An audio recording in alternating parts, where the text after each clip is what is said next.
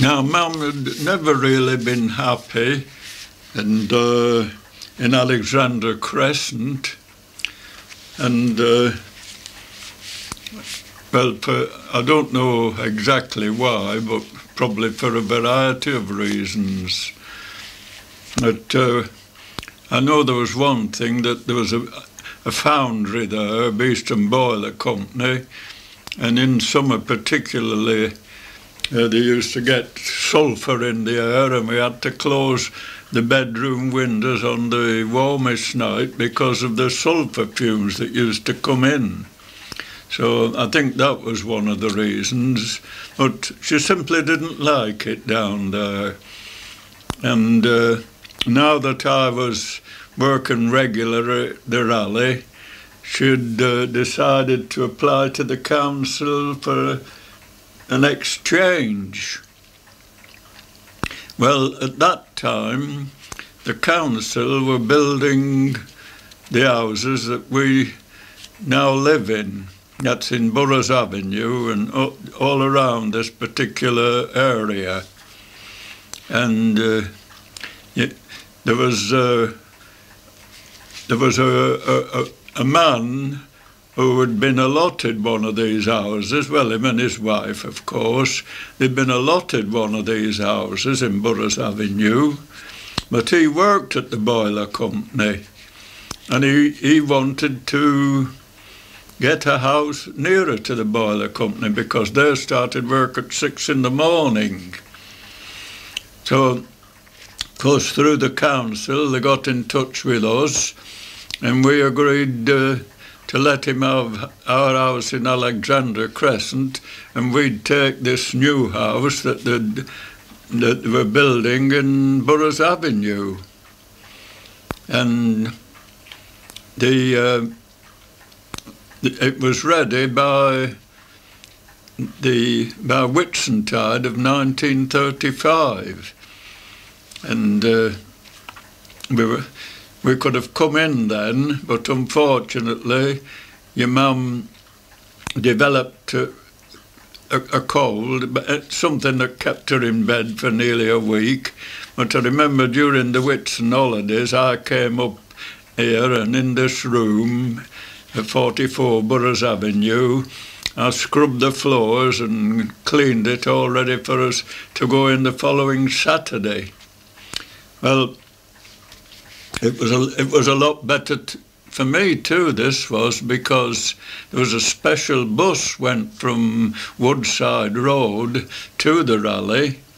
It took us right down to the works gates, brought us home at night, so that made it very convenient for me as well.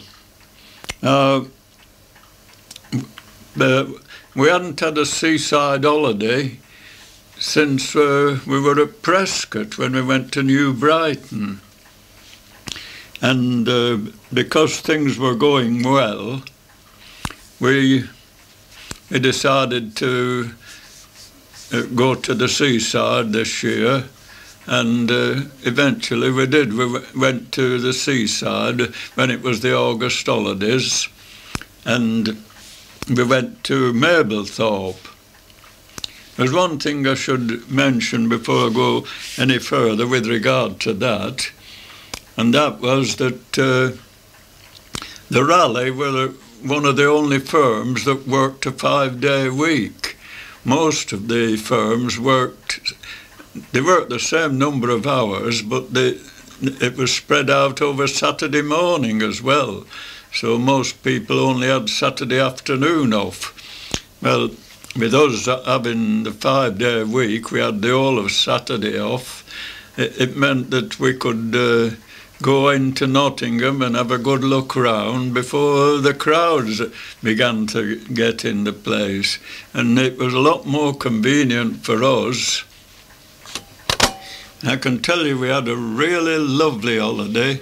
I don't think we've ever had one, well, there might have been one since it was like it, because,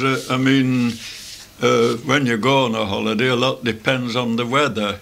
And we had perfect weather. The sun was shining all the time we were there, from when we got there to when we left.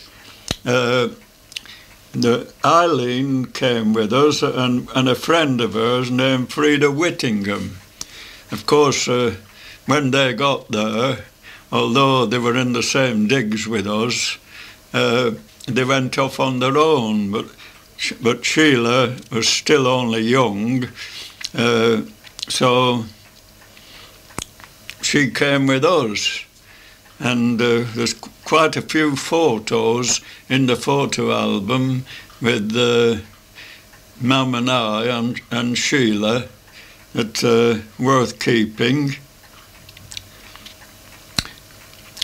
There was one thing about Nottingham. It was different in those days because there was none of these big shopping centres. It was the old-fashioned Nottingham as it had been when we first came this way. And actually, I always considered, and I think your mum did as well, that it was more interesting, more of the old shops and the old walks, and it was quite an experience to walk round the shops in Nottingham. You quite enjoyed just walking round and looking in the different windows and perhaps going Woolworths and Marks and Spencer's, or the Co-op particularly. We nearly always went in the Co-op when we came to Nottingham. In fact, sometimes we had our lunch there. There was one thing about when we were at Mablethorpe that I didn't mention, and I don't know the reason. I can't think of the reason now, but I know Joan wasn't with us. But at that time, or previous to that time, Joan had won a scholarship to the Nottingham High School for Girls, and whether she was engaged in something with them or not, I don't know, but I just can't think why it was that Joan wasn't with us. Well, with having a regular job now and the money coming in regularly, and we were able to buy some more furniture, and things were going fairly well. In fact, they were going so well that I don't remember anything specially happening in between 1935 and 1938. Probably, if I thought back hard enough, I might remember something, but just at the moment I can't. And I know one thing, that in this period, up to in between 1935 and 1939, my father died. But and of course we went to the funeral at the Old, but I can't remember whether it was 1938 or 1939. But the next thing I do remember after his funeral was that we went back to the next time we had a holiday. There was only Sheila with us because Eileen and Joan were both getting older and bigger, and I think they went to some holiday home at Skegness that was run by the Methodist movement, and of course, as they were both went to the Methodist chapel in Queen's Road and continued to do so even after they came living up here, I think they must have been at this holiday centre in Skegness. But I know Mum and myself and Sheila, we went to I can remember it was the summer of 1939 when we went to New Brighton for a holiday, and we had a nice holiday there. And of course, as far as I can remember, just at the moment, I can remember having a trip, a boat trip on the Mersey, and we went down to Birkenhead, and at Birkenhead they were building a new warship. I think it was called the Prince of Wales. Yes, I'm almost sure it was the Prince of Wales. But the reason I mention that now is because although that was it was just a massive steelwork when we saw it, but later on, this particular warship was sunk by the Japanese. During the whole of 1939, previous to the war actually starting, there'd been a lot of scares of the likelihood of war starting because of a man named Hitler who had taken power in Germany, and he was making a bit of a nuisance of himself, and it looked as though we would have to go to war with Germany before this thing was settled. So up to 1939, when our country, although they were trying all they could to keep the peace, they'd already started to make provision in case it did start. For instance, they'd passed this Conscription Act so that these young lads of 18 had to go in the army compulsorily. They didn't want to be caught in the same position as they were in the First World War when they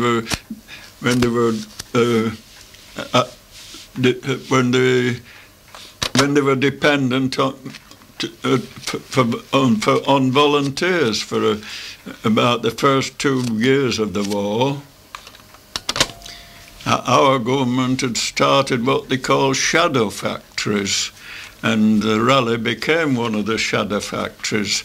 And the idea of it was this, that they started to prepare to produce armaments, things that would be required in the war, even before the war started. And just one department of the Raleigh was taken over to do this. And they'd also got what they called an ARP service, that stands for Air Raid Precautions, and I joined the first aid squad at the factory, and as others had joined the fire squad. The idea was that if our factory was bombed, that we'd be able to do something in the matter. But to get back to, as I was saying, we were at this shadow factory, and of course that meant more work for the tool makers. And for practically the last year before war started, I was working overtime, and we were in the tool room mostly, of course, because you can't start making things before the tools are ready, and that is after the tools have been designed, the next thing is to make the tools to produce the articles necessary. So I was quite busy in 1938, and as I've said before, the money was coming in better, and we were in quite a good position, considering the times at those days.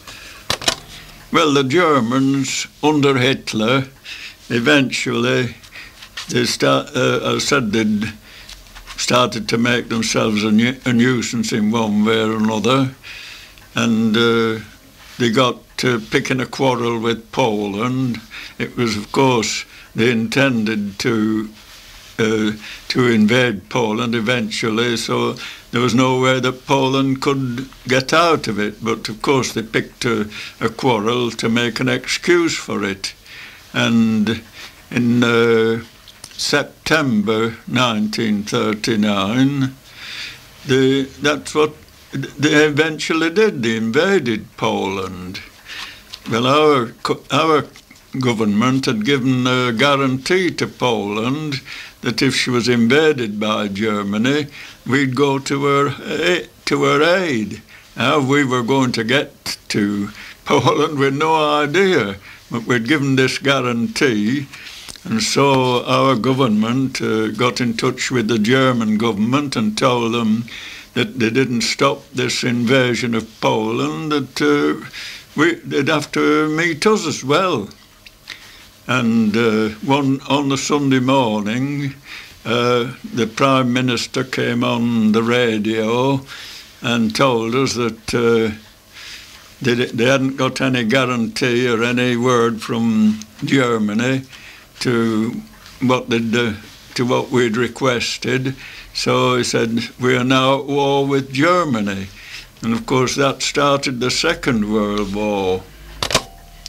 Well, the war started, and of course what everybody expected, especially the government too, that we would immediately have to put up with bombing from the Germans. And because of that, well, these air raid precautions were all stepped up, and even the people in the street, where there was a Mr. Arab, and he was the organiser of the thing. We set up a street fire watching section, and this was all voluntarily. And the thing was that Mr. Arab came round the street to all the houses in Burroughs Avenue, notifying them of what he was going to suggest, and that if they were interested, to attend a meeting in his house. Well, I went to this meeting and the house was crammed full, naturally, because the kitchen wasn't all that big. But anyway, the outcome of it was that we decided to form a street fire watching section. And the idea of this was that if they did start bombing and they dropped any bombs in the street, we would be able to deal with the thing until the proper, we'll say, if it set our houses on fire and that sort of thing, we'd be able to do something until the fire engines arrived. Or if there was anybody that was wounded, or that we would be able to do something in looking after them until the ambulance arrived. And we talked it over in the street. Well, it was all purely voluntary, this was, and we decided to set up a committee. And Mr. Arab, myself, and Mr. Potter were elected onto this committee. And one of our jobs was that we had to go to each house in the street, and we did all, at the meeting, they'd agreed they'd give threepence a week towards this fire watching idea, because we'd got to buy stirrup pumps to try to put out fires. They were a thing that came out, of course, as soon as the war was declared. And we also wanted ladders so as we could get up to upstairs windows and all that sort of thing. And the idea of this threepence a week was until we'd bought enough stirrup pumps and enough ladders so that we'd be able to do the job if anything like that happened. Oh, there was bandages and all that sort of thing we wanted as well.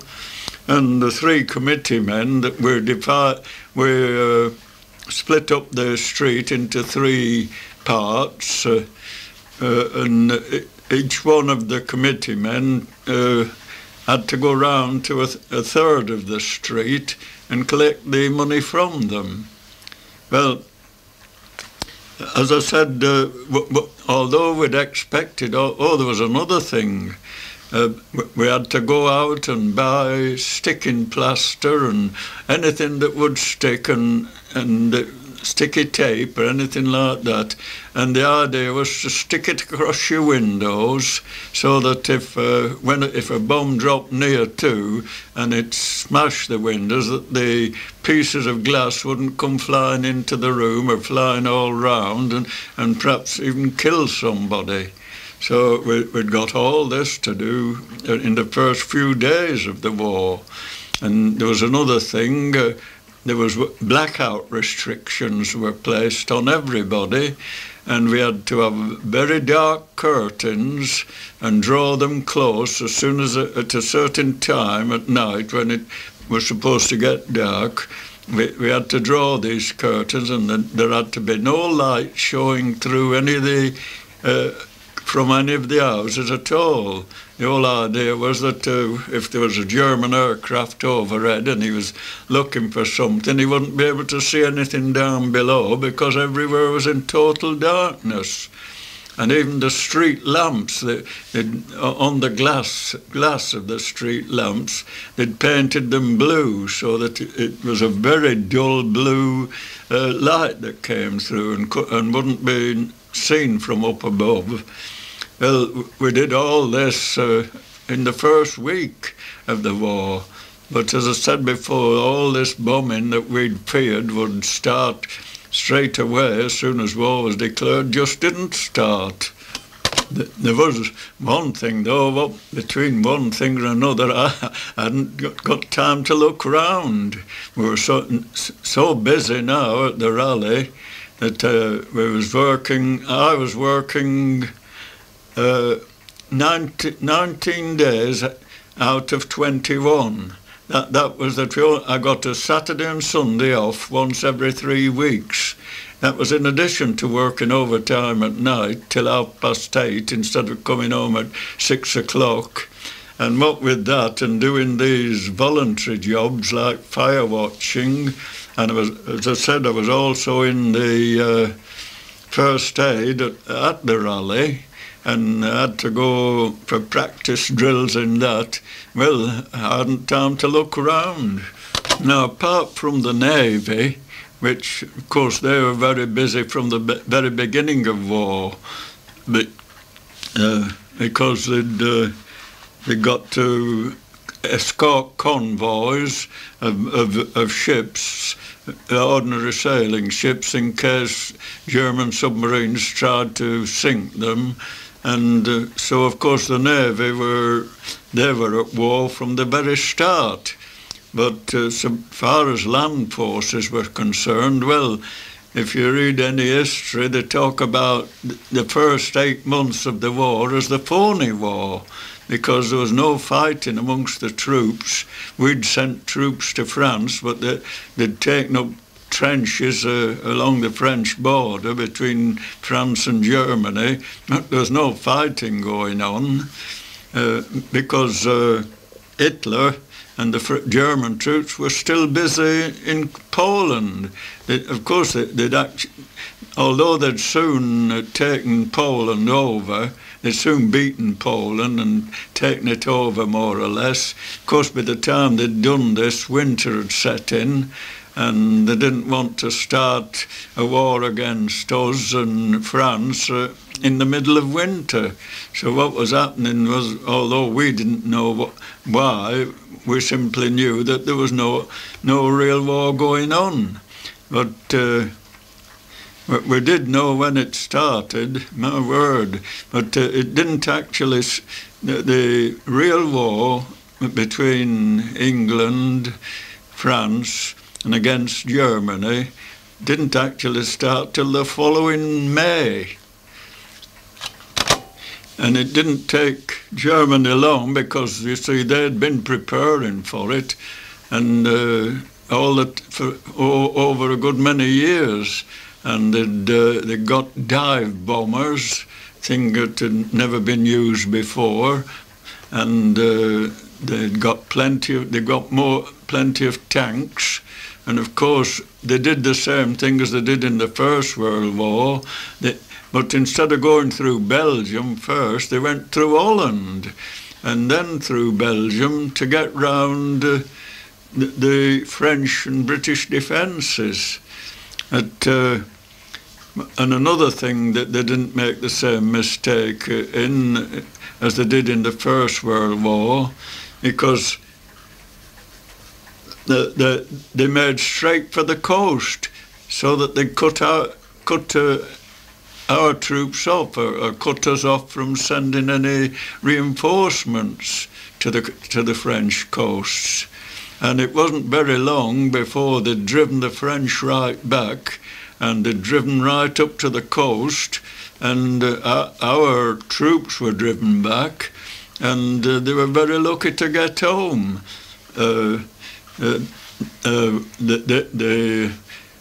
They just got to the seaside, and there they were waiting on the sands at the seaside for our boats to come and pick them up before the Germans arrived and took them prisoner. It was at a place called Dunkirk, that was, and when you come to read history, you'll probably have read all about how we got about 300,000 men away from Dunkirk who would otherwise have been cut off and made prisoner. Another effect of the war starting was that, of course, the German submarines were out, as usual, trying to sink our ships that were bringing food to this country, and there was quite a few ships sunk, and the result was that we began to get short of food, and they had to ration the food. And you had to have ration books, and you were only allowed so much sugar, so much butter, so much milk, so much meat, and different things like that. The main foods you were rationed. You were only allowed so much. You had coupons, and you went to the shop, and if you had a pound of sugar, you'd got to hand over so many coupons to get it, and you could please yourself what you had, but when your coupons were done, that was it. Of course, all the usual things you spend your money on, like clothes and that sort of thing, you even had coupons for those. You couldn't just go out and buy a pair of shoes or a suit or jacket, anything like that. You only had so many coupons, and when you'd use those coupons, well, you just got to wear what you'd got.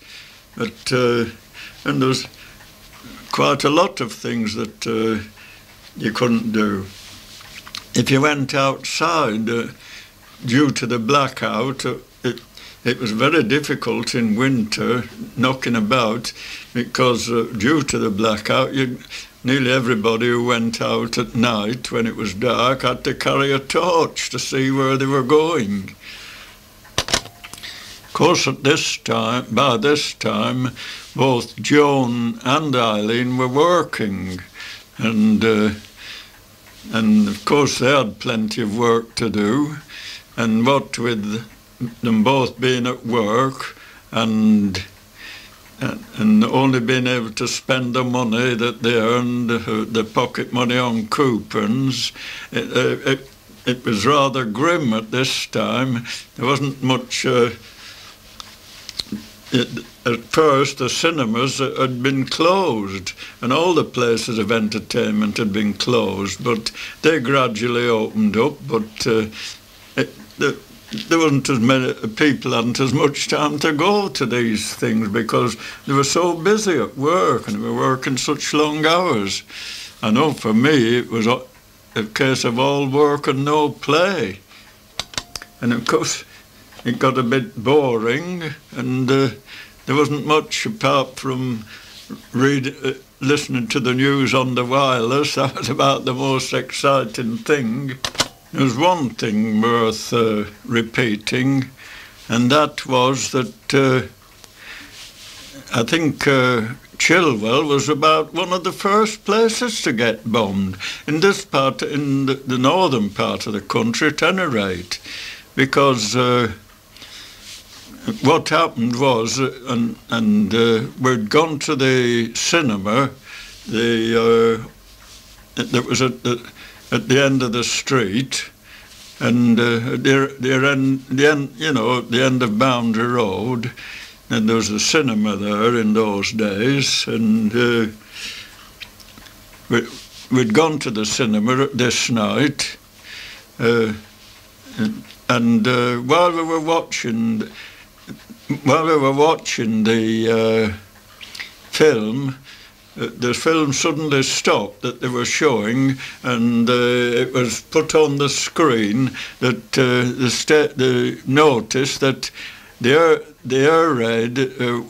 air raid sirens had just gone, and so that, of course, a lot of people, when they heard that, your mum included, wanted to get up and go out. So we went, and we went out, and what we did was that we all had air raid shelters by this time. Ours was at the bottom of the garden. They were kind of just below the ground, about, you dug a hole about 5 or 6 feet below the ground, and then they were covered with like steel, like a steel cover at the top. And then on top of this steel cover, you heap dirt, soil on top of that. The idea was that you were below ground when you went into this shelter, and nothing but a direct hit would do you any harm then. The rest of the steel cover and the earth on top of it, of course, would stop any bomb splinters from getting into the shelter.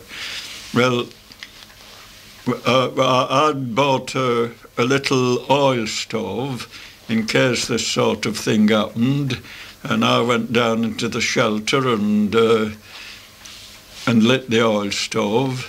And while your mum and the children, I think there was Eileen and Sheila, well, they were in the shelter, and I went out in the street just to wait for them to come so that we'd know what to do when they came. Well, luckily they didn't pass right overhead, but while I was outside, I suddenly heard the bombs come swishing down. And of course, one thing about bombing, as I told you in my own experiences in France, is that they always sound as though they're coming straight for you, while they might drop a mile away. But they just sound as though they're coming straight for you. So I ran back to the shelter, and we heard the bombs exploding, and it wasn't till next morning that we saw the papers that we found out they'd tried to bomb Chilwell, but the Chilwell Ordnance Factory, that's what they were trying to get, but because I don't know whether they were building tanks or it was just a repair depot for tanks. But anyway, they were on war work in Chilwell, in this Chilwell depot, and the Germans evidently knew about the Chilwell depot because they'd tried to bomb it, but they didn't drop a single bomb on the depot. It was the houses round that caught it. But that was, as far as we know, that was the first bombing that took place in England before ever they started to bomb London or Coventry. Later on, they did try to bomb Rolls-Royce, and I can remember standing in the street watching the anti-aircraft guns. Although there was none just round here, they were on some of the high ground on what they call the Bramcote Hills, as it was then. There was guns on Bramcote Hills, and there was guns all round Nottingham and Derby, of course. But this night they'd gone to try and bomb Rolls-Royce because, of course, they made aero engines, and I never saw I never saw anything like it, the way the guns started there the sky was filled with the anti-aircraft shells, and they did it so there were so many guns firing. You could see the anti-aircraft shells bursting over Derby, and the German bombers turned back. So they didn't get Rolls-Royce either. The only place they ever did get was the gun factory. They got one or two on the gun factory in Nottingham, but not many.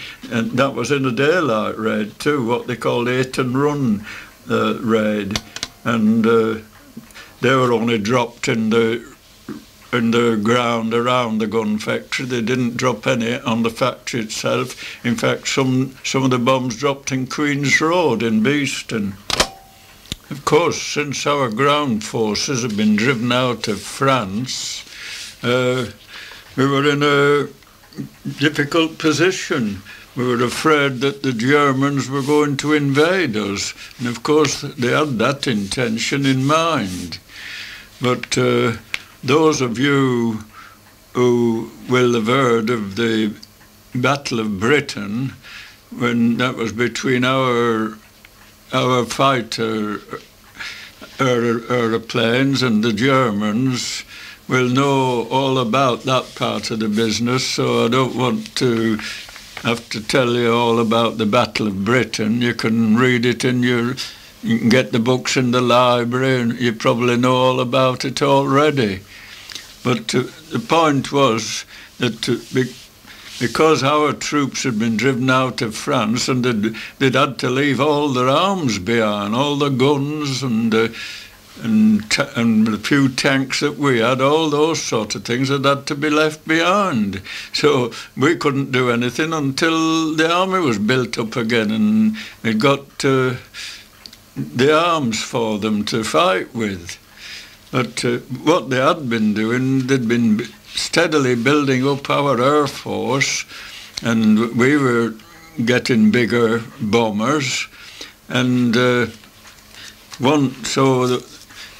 after these few air raids that had taken place in England, I suppose in a kind of retaliation, we sent off a dozen planes to Berlin, to bomb Berlin.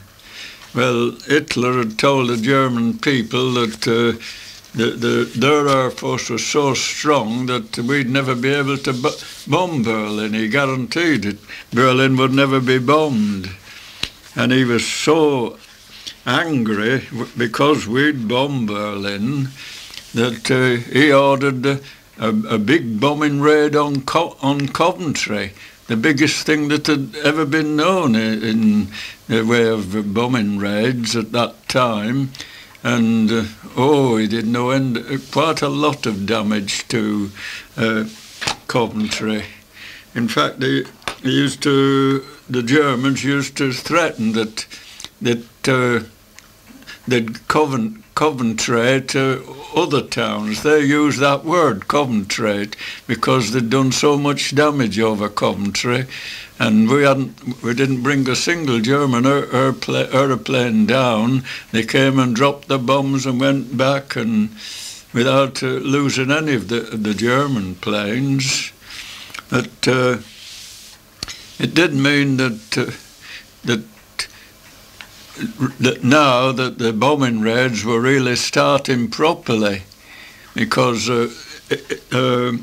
up to this time there'd been no bombing raids on London itself, and it appeared that Hitler, of course you get a lot of propaganda during the wartime, but in some respects he wasn't as bad as he was painted, and he'd made up his mind that he wouldn't bomb London unless we bombed Berlin.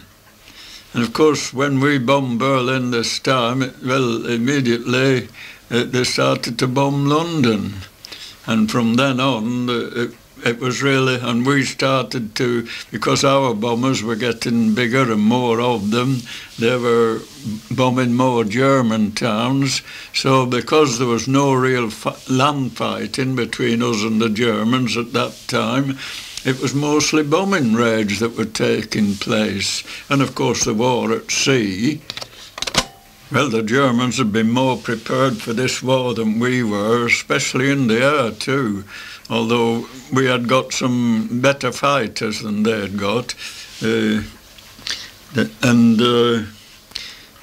course now he started to bomb all the big towns in England, one after the other.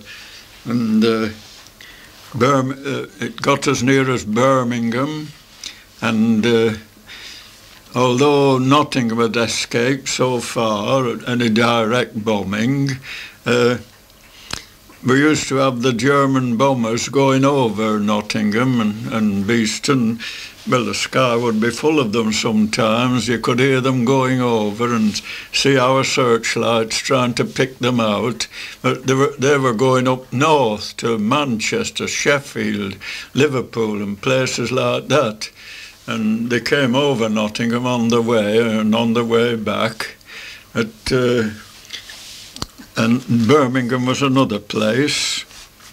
And there was one night where it was quite a clear night, moonlight. No, it wasn't moonlight, it was starlight rather. It was quite a clear night, and it was about midnight really, I should imagine, when the air raid sirens went. Of course, every time the German aeroplanes used to come over, they used to sound the sirens, and people used to rush down to the shelter in case they're going to bomb at their particular town. But when it went this night, Joan, who had been working on a farm just outside Birmingham, which of course reminds me that I haven't even told you about Joan getting married. But she got married, and I think it was I can't remember even that without looking the thing up. But you, Eileen and Sheila, you know the date all right, but I know it was fairly early in the war, and previously she'd been working in Boots' offices at Boots' Works in Beeston, but she was in the comptometer department. In fact, I believe she was taking charge of the department at the time when she got married, but she'd gone with her husband, Bill, to work on a farm just outside, well, I'd say just outside, it was about 10 miles out of Birmingham really, but she'd come home, she must have had a few days off, and she'd come home to stay with us here for a few days. And when the sirens went this particular night, we went outside looking up in the sky, because until we heard the noise of aeroplanes coming over, of course we didn't always go. We'd got that used to the sirens going that we'd stop rushing down to the shelter. We just waited for planes to come over before we went in the shelter. And one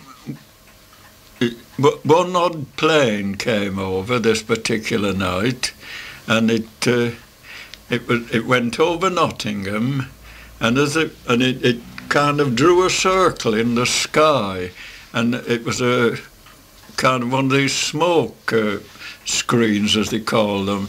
Anyway, there was a smoke trail left all where this aeroplane had been, and it went round in a circle, and it left this smoke trail.